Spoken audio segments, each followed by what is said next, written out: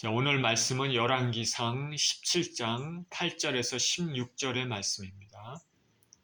열왕기상 17장 8절에서 16절 같이 한 목소리로 읽습니다. 시작. 여호와의 말씀이 엘리야에게 임하여 이르시되 너는 일어나 시돈에 속한 사르밧으로 가서 거기 머물라. 내가 그곳 과부에게 명령하여 내게 음식을 주게 하였느니라. 그가 일어나 사르밧으로 가서 성문에 이를 때 한 과부가 그곳에서 나뭇가지를 줍는지라. 이에 불러 이르되 청하건대 그릇에 물을 조금 가져다가 내가 마시게 하라. 그가 가지러 갈 때 엘리야가 그를 불러 이르되 청하건대 내 손에 떡 한 조각을 내게로 가져오라. 그가 이르되 당신 하나님 여호와께서 살아계심을 두고 맹세하노니 나는 떡이 없고 다만 통에 가루 한 움큼과 병에 기름 조금뿐이라. 내가 나뭇가지 둘을 주어다가 나와 내 아들을 위하여 음식을 만들어 먹고 그 후에는 죽으리라. 엘리야가 그에게 이르되 두려워하지 말고 가서 내 말대로 하려니와 먼저 그것으로 나를 위하여 작은 떡 한 개를 만들어 내게로 가져오고 그 후에 너와 내 아들을 위하여 만들라. 이스라엘의 하나님 여호와의 말씀이 나 여호와가 비를 지면에 내리는 날까지 그 통에 가루가 떨어지지 아니하고 그 병의 기름이 없어지지 아니하리라 하셨느니라. 그가 가서 엘리야의 말대로 하였더니 그와 엘리야와 그의 식구가 여러 날 먹었으나 여호와께서 엘리야를 통하여 하신 말씀같이 통의 가루가 떨어지지 아니하고 병의 기름이 없어지지 아니하니라. 아멘. 엘리야와 사르밧 과부라는 제목으로 말씀을 나누도록 하겠습니다. 기도합니다. 하나님 아버지 감사합니다. 귀한 주의 말씀을 나누는 시간입니다. 하나님 우리에게 주신 이 말씀을 통하여서 하나님의 뜻과 하나님의 마음을 깨닫게 하여 주시고 이 말씀을 통하여서 우리에게 신령한 영의 영식이 되게 하여 주시며 우리 영이 풍족해지고 우리 삶이 풍족해지며 하나님의 은혜로 아버지 풍성한 인생이 될 수 있도록 축복하여 주옵소서. 감사드리며 우리 주 예수 그리스도 이름으로 기도합니다. 아멘.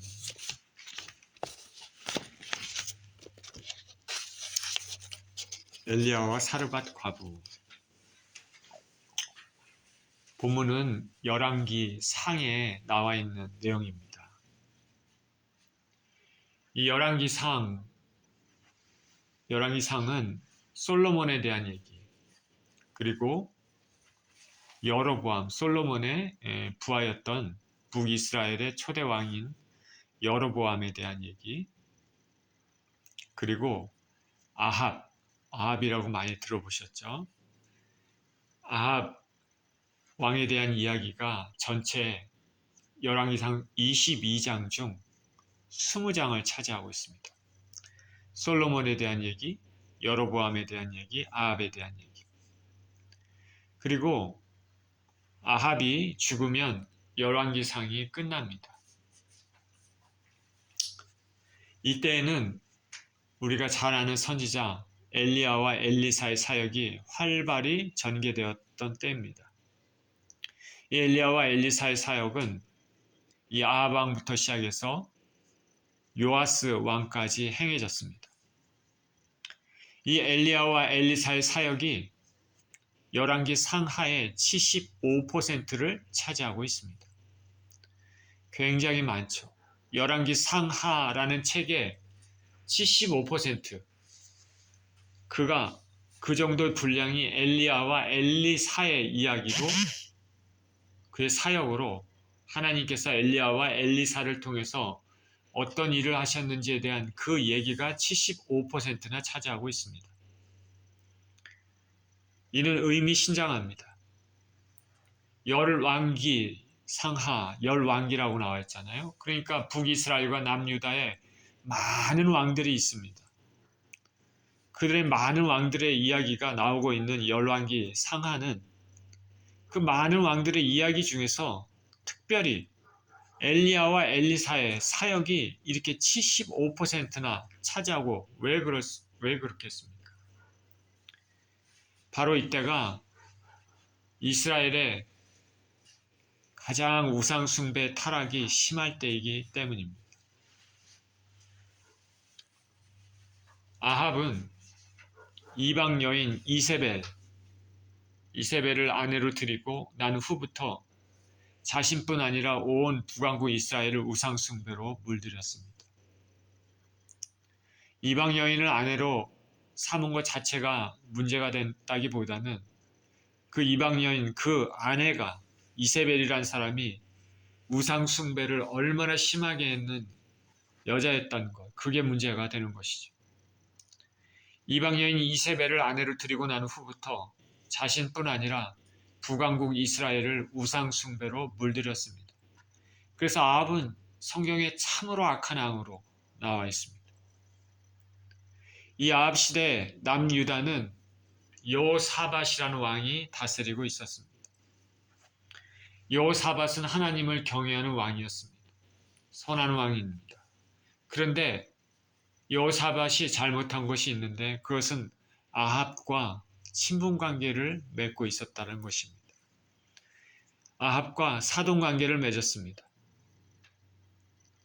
이세벨의 딸 아달랴를 며느리로 맞아들였습니다. 이세벨은 참으로 악한 여인이고 이방 여인으로서 참으로 우상숭배를 많이 자행했고 하나님을 대적하는 여인인데 이 아달랴도 마찬가지입니다. 그 아달랴를 며느리로 맞아들였습니다. 그러니까 북이스라엘이 이미 아합과 이세벨로 인해서 왕국부터 해서 모든 백성들이 타락했는데 그 타락의 물결이 이세벨의 딸 아달랴를 남유다는 며느리로 맞이함으로써 남유다까지 물들이고 있습니다. 우상숭배의 위험성에 노출시켰습니다. 그리고 이 아달랴는 다윗 가문의 씨를 말살시키려고 하는 그런 의도까지 있었습니다. 하나님의 나라, 하나님께서 다윗을 통해서 내 의가 영원하리라 하나님의 약속입니다. 근데 그것을 완전히 끊어버리려고 하는 그런 정말 사단의 하수인이죠. 그런 위기가 초래가 되었습니다. 유다와 이스라엘 열왕의 사건을 기록한 열왕기 상하의 핵심 주제는 뭐냐면 왕이 선지자를 통해서 하나님께서 하신 그 말씀에 순종한다면 나라가 평안과 안정을 누렸고 만약에 말씀에 순종하지 않으면 나라가 혼란과 고통을 경험한다는 것입니다. 하나님에 대한 순종 아니면 하나님에 대한 불순종 이것이 개인과 나라의 성공과 실패의 관건이 된다는 것을 열왕기 상하는 말하고 있습니다. 오늘 본문의 말씀은 순종이 주는 축복에 대한 얘기입니다. 순종이 주는 축복에 대한 얘기. 본문을 보겠습니다. 8절에 여호와의 말씀이 엘리야에게 임하여 이르시되 너는 일어나 시돈에 속한 사르밧으로 가서 거기 머물라. 내가 그곳 과부에게 명령하여 내게 음식을 주게 하였느니라. 자, 이 대혼란의 시기에 우상숭배가 아주 온 이스라엘을 뒤덮고 있는 그런 시기에 악한 왕 아합과 그 아내 이세벨이 다스리고 있었던 그 시기에 여호와의 말씀이 엘리야에게 임했습니다.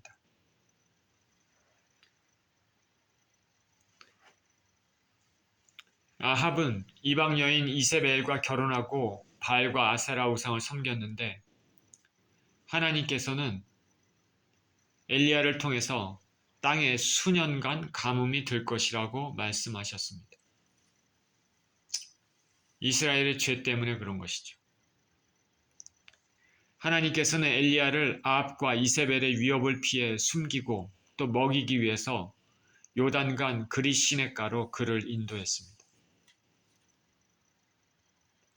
엘리야는 하나님의 사람인데 엘리야 외에 아주 소수의 사람들만 하나님을 믿고 하나님 나라를 위해서 살았던 사람들이고 대부분의 사람들은 그렇지 못했습니다. 특히 아합과 이세벨은 하나님을 대적하고 그렇기 때문에 하나님의 사람 엘리야를 잡아다 죽이려고 한 것이죠. 엘리야는 목숨이 위험했습니다. 그래서 하나님께서는 그를 요단강 그리 시냇가로 인도했습니다. 그리고 그 죄로 인해서 그 이스라엘의 죄로 인해서 땅에 수년간 이제 가뭄이 들 것이라 말했습니다. 하나님께서는 엘리야를 요단강 그리 시냇가로 인도해서 까마귀를 통해서 떡과 고기를 주셨습니다.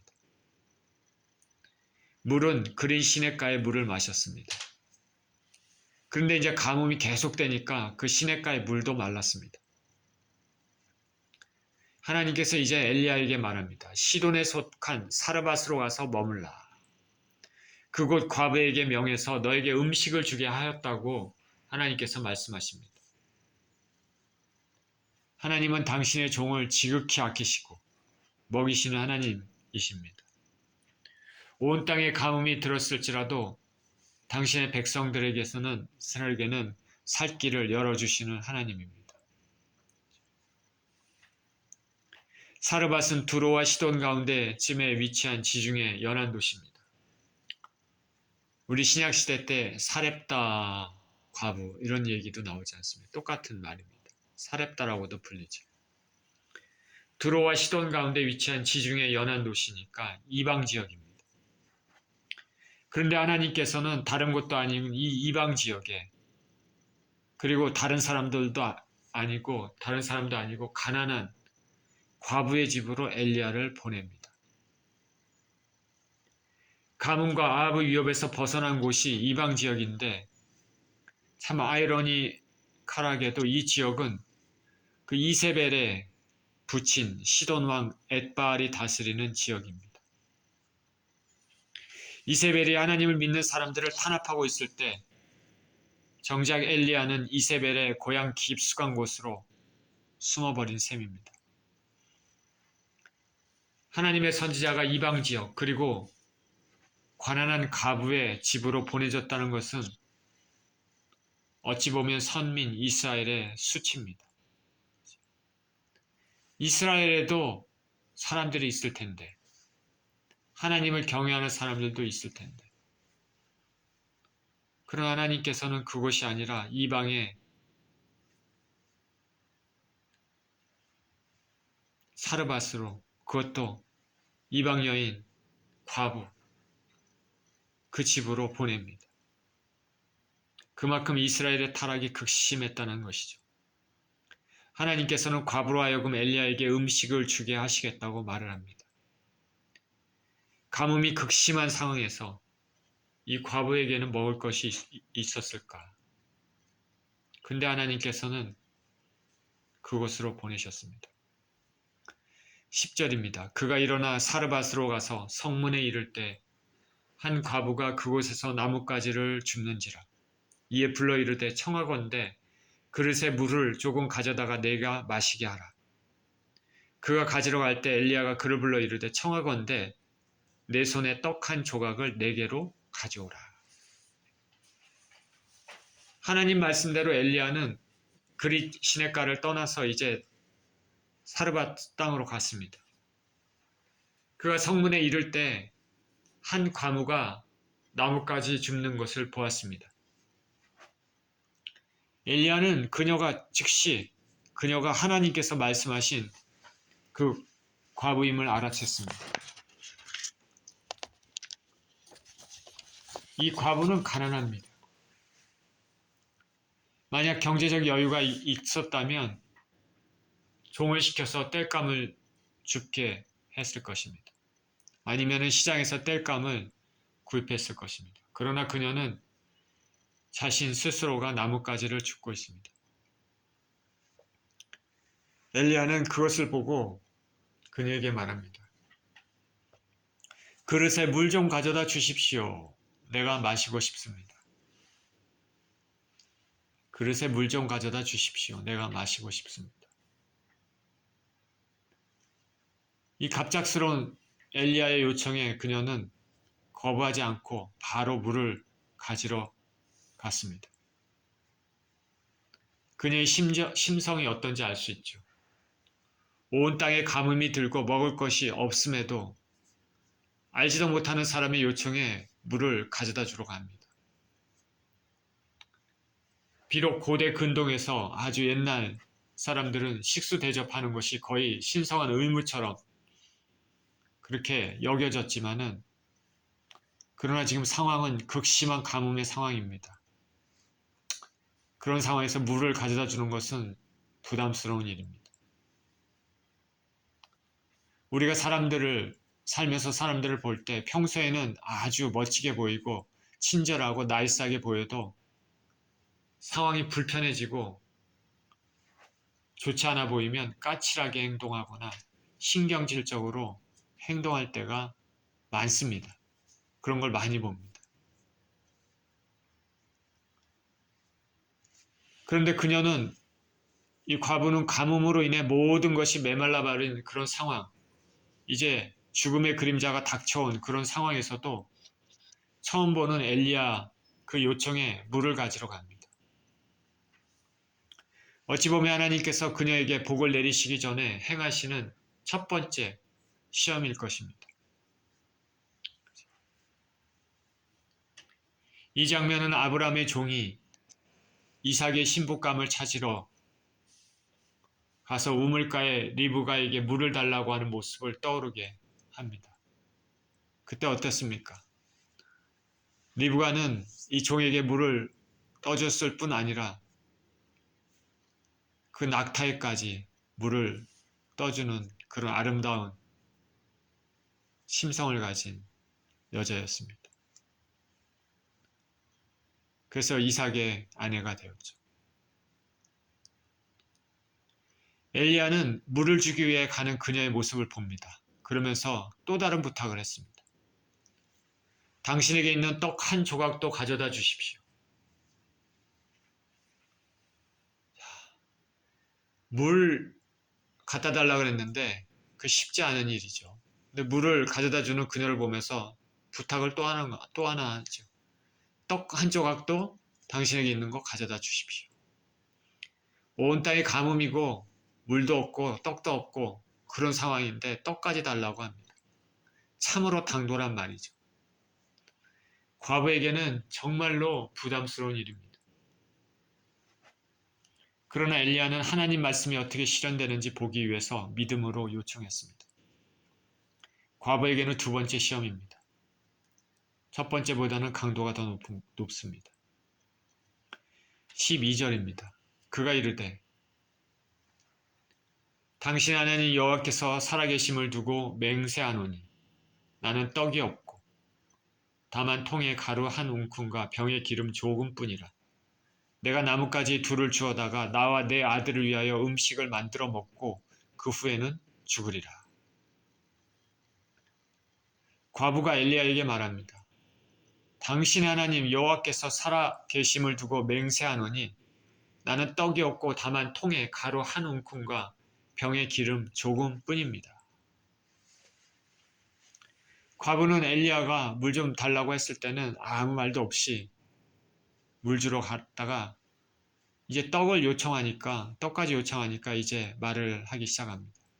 엘리야를 보고 당신의 하나님 여호와께서 살아계심을 두고 맹세한다. 과부는 엘리야가 하나님의 사람임을 알아차렸음을 알 수 있는 것이죠. 또한 그녀는 하나님의 살아계심으로 맹세하고 있습니다. 이 과부가 엘리야가 이스라엘 사람인 것을 알고 이스라엘 하나님을 단순히 말했는지 아니면 분명 믿음의 고백으로 여호와 하나님의 살아계심으로 맹세했는지 우리가 정확히 알 수는 없지만 저는 그러나 분명 이 과부는 믿음의 사람으로 생각되는 그런 말을 한 것으로 생각이 됩니다. 그렇게 믿습니다.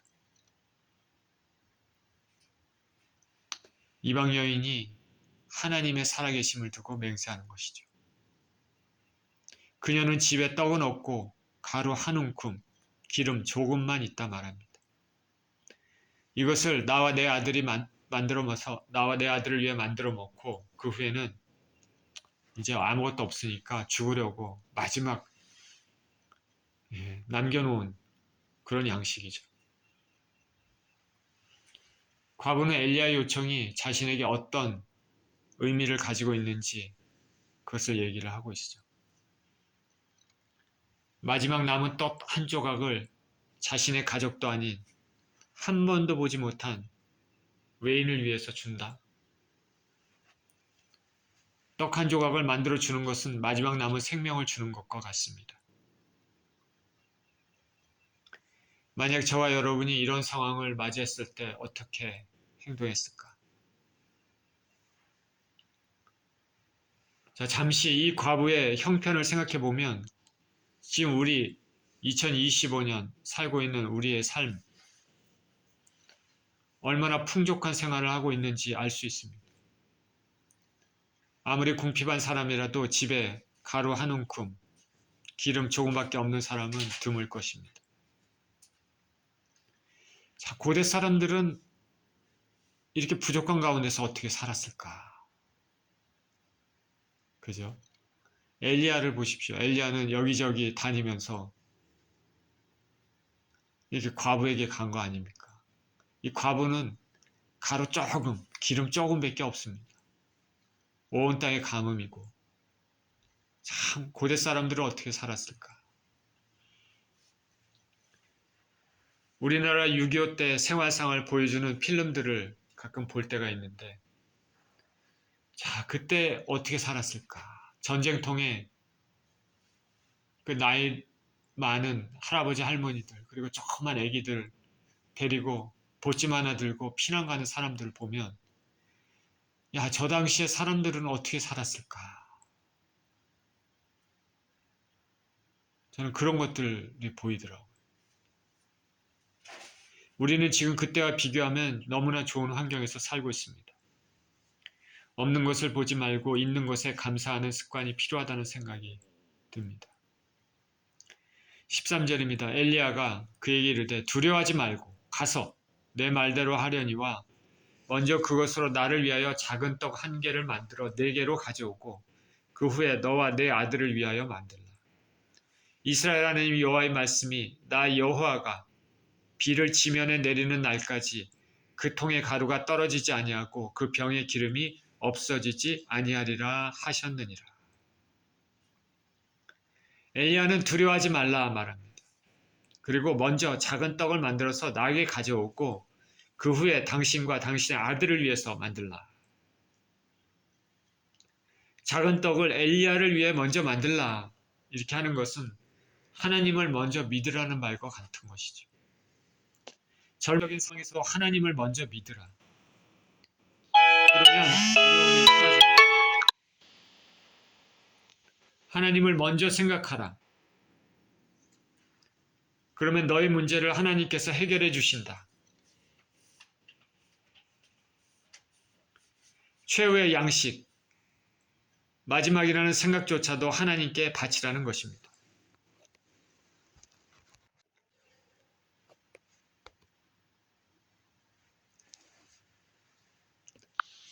하나님 나라의 특성은 먼저 하나님을 섬기라는 것이 가르침입니다. 먼저 그의 나라와 그의 의를 구하라. 그리하면 이 모든 것을 더하시리라. 예수님께서 말씀하셨습니다.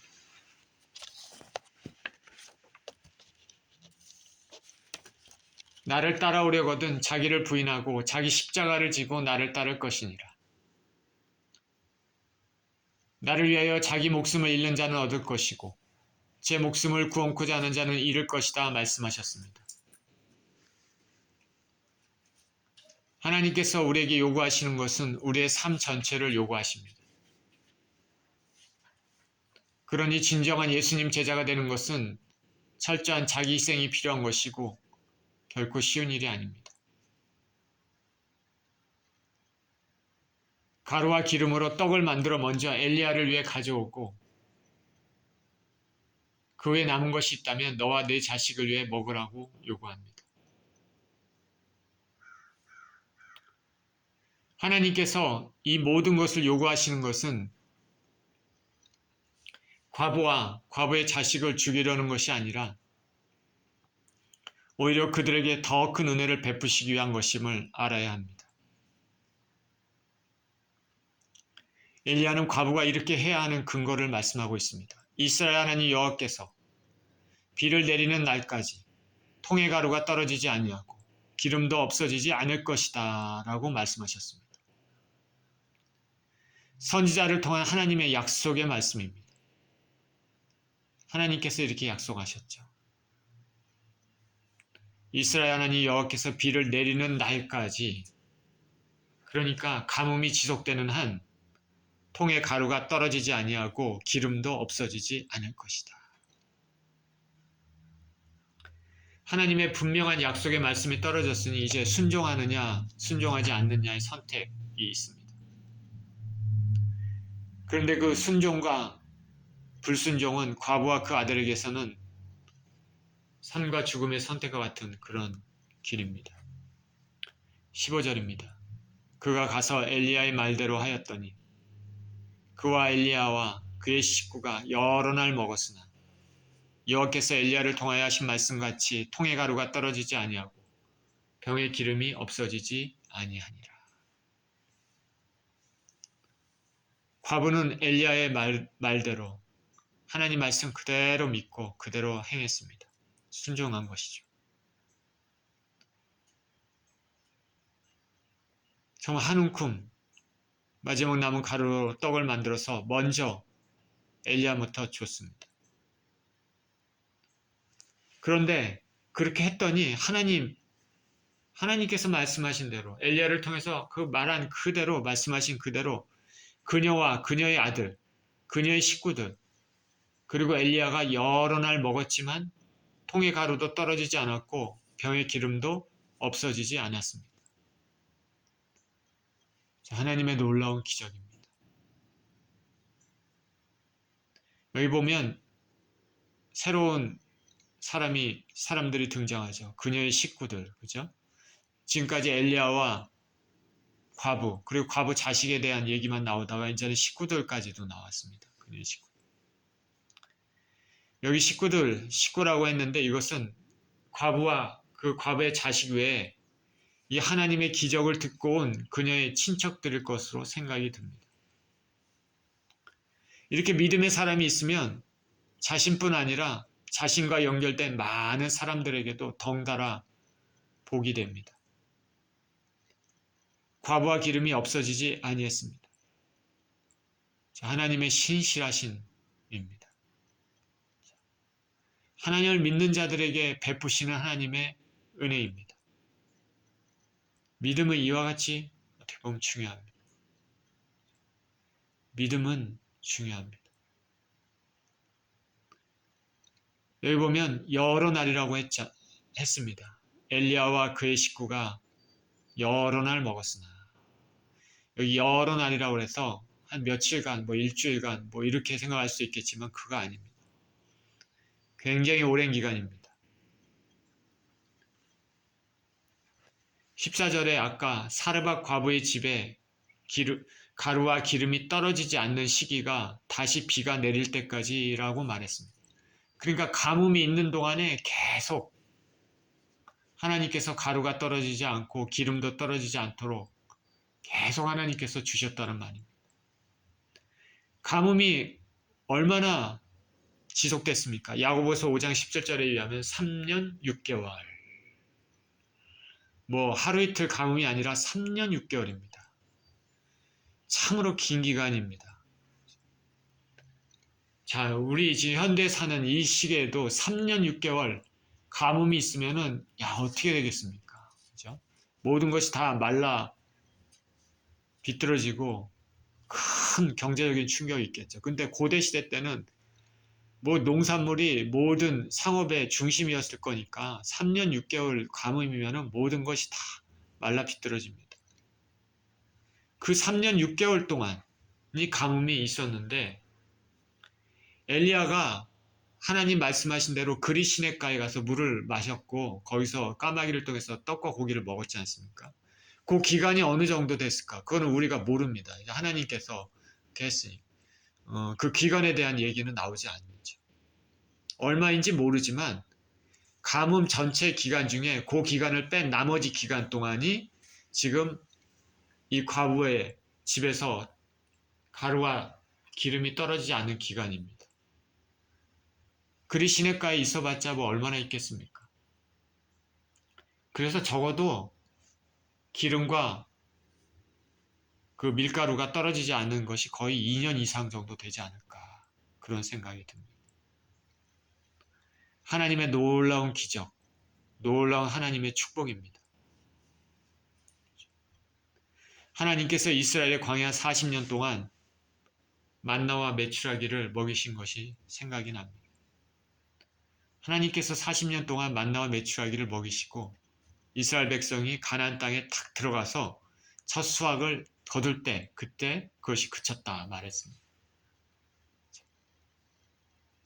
가뭄이 있는 동안에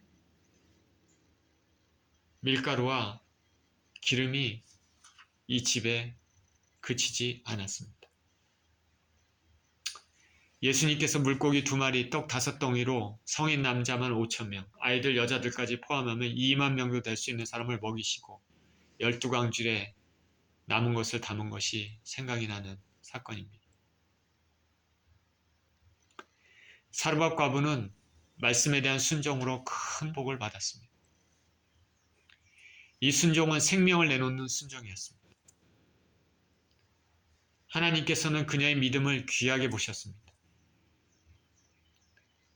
사르밧 과부는 선지자 엘리야를 영접함으로써 선지자의 보상을 받은 것은 물론이고 자신의 믿음으로 말미암아 온 가족에까지 구원의 은총을 끼쳤습니다. 훗날 예수님은 이 과부의 신앙을 칭찬했습니다. 그녀는 생사의 갈림길에서 순종의 길을 따랐기 때문입니다.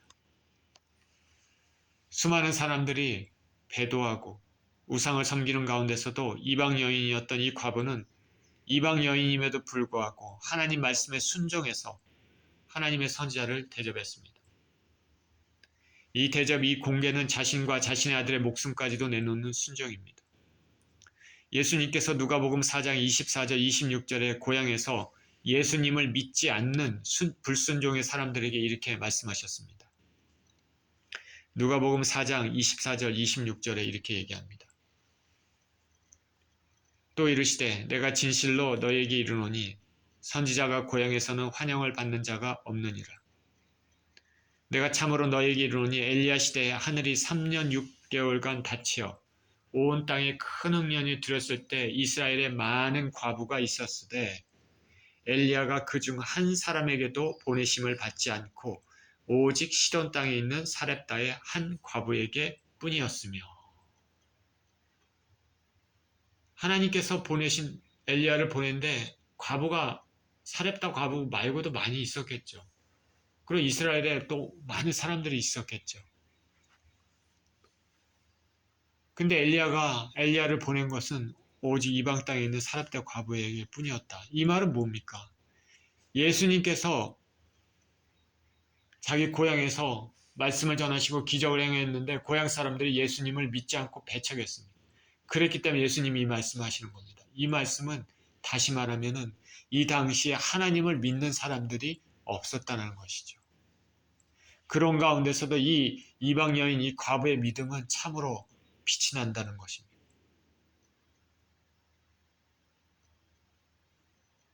이스라엘에 수많은 사람들이 있었고 많은 과부가 있었지만 오직 이방 여인 땅에 있는 사렙다의 과부에게만 하나님 은총이 부어졌습니다. 그만큼 이스라엘 타락이 극심했고 그런 가운데서도 이 이방 여인이 과부의 믿음이 빛이 났습니다.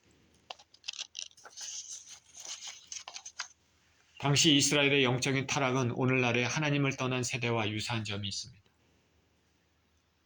지금 수많은 인생들 가운데서 정말 하나님이 지켜보고 계시며 복을 주시기를 원하는 사람들이 누구이겠습니까? 이 사렙다의 과부처럼 진정한 믿음의 사람들이 있다면 누구겠습니까? 하나님께서 우리 자신을 살펴보고 계신다면 우리가 하나님이 기뻐하시는 믿음을 가진 소유자인지 생각해 봐야 되겠습니다. 이 악한 세대에서 사렙다 과부처럼 한 줄기 빛으로 사는 믿음의 사람들이 되는 저와 여러분이었으면 좋겠습니다. 이러한 믿음의 삶을 살아서 하나님께서 기뻐하시는 인생들이 되시는 저와 여러분 모두 되시기를 예수 그리스도 이름으로 축원드립니다. 기도합니다. 생명의 주님, 감사합니다. 과부이고 가난하고 또 이방 여인이었지만 놀랍게도 하나님을 향한 믿음이 있었고 자기와 자기 자식에게는 생명과도 같은 마지막 남은 조그만 그 양식까지도 하나님을 위해서 내어놓는 그 큰 믿음을 통하여서 하나님은 이 과부를 귀하게 보시고 축복하시며 온 땅이 메마르고 가뭄이 가득한 가운데서도 가뭄이 그치는 그날까지 밀가루가 떨어지지 않고 기름이 없어지지 아니하도록 부어주셔서 본인과 자식을 먹이고 그의 친척까지도 먹이고 가족까지도 먹이고 하나님의 사랑 엘리야까지도 공개하는 그런 크나큰 복을 받았습니다. 물질적인 큰 축복이 받았을 뿐만 아니라 무엇보다도 하나님을 믿는 그 믿음을 통해서 영원한 삶의 축복도 받았음을 믿습니다. 하나님 우리 아버지, 믿음이 없는 이 세대에 살면서 우리가 진정 하나님을 믿는 믿음으로 살기를 원합니다. 이방 여인이었지만 모든 사람들이 배도하는 그 상황에서도 한 줄기 빛으로 하나님을 믿고 의지하는 이 사렙다 과부처럼 우리도 이 악한 세대에서 아버지 믿음으로 살고 반짝반짝 믿음을 하나님께 비치며 세상을 향해서 믿음을 비치며 사는 그런 인생이 되게 하여 주시고 또 사렙다 과부처럼 주께서 주시는 영원한 축복과 또 이 땅의 축복도 누리며 살 수 있도록 은총을 허락하여 주시옵소서. 감사를 드리며 우리 주 예수 그리스도 이름으로 기도합니다. 아멘.